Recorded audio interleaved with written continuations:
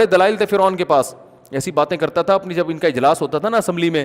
تو کچھ لوگ صحیح باتیں شروع کر دیتے تھے نا کہ یار بھائی ایسا بھی نہ کہ کوئی واقعی اللہ کا پیغمبر نہ ہو. ایسا بھی ہوا ہے کہ فرعون کے دربار میں ایک شخص نے کہا کہ اگر یہ صحیح پیغمبر ہے نا واقعی تو پھر ہماری خیر نہیں ہے.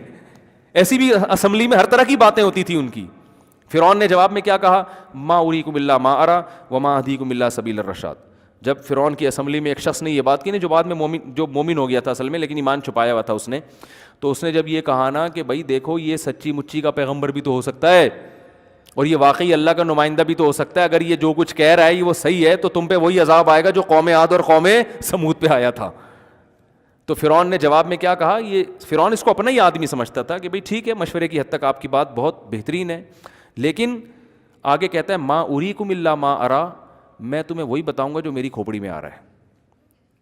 میں تمہیں وہی بتاؤں گا جو میری کھوپڑی میں آ رہا ہے. اب سوال پیدا ہوتا ہے کہ آپ کی کھوپڑی میں غلط بھی تو آ سکتا ہے, تو آگے اس کا جواب دے رہا ہے وما اهدیکم الا سبیل الرشاد, میری کھوپڑی میں صحیح بات ہی آئے گی, غلط بات میری کھوپڑی میں آج تک کبھی آئی نہیں ہے. یہ سیاسی لیڈر اسی قسم کی باتیں کر کے نا اپنے کارکنوں کو الو بناتے ہیں, ٹھیک ہے نا, کیا آج تک ہم نے تو کبھی کچھ کیا ہی نہیں ہے وغیرہ وغیرہ. خیر, تو فرعون نے کہا کہ یہ قرآن کی آیت کا ترجمہ تو ایک کھوپڑی ووپڑی نہیں ہے, اس میں تو یہ ہے کہ ما اریکم الا ما ارى, میں تمہیں وہی بتاؤں گا جو میری سمجھ میں آ رہا ہے, وما اهدیکم الا سبیل الرشاد, اور میں جو تمہیں بتاؤں گا وہ صحیح راستہ ہی بتاؤں گا. تو یہی مطلب ہوا نا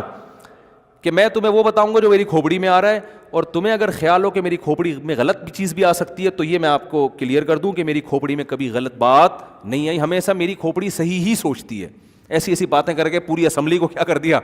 بیڑا غرق کر دیا, اس کا مروا دیا پوری قوم کو.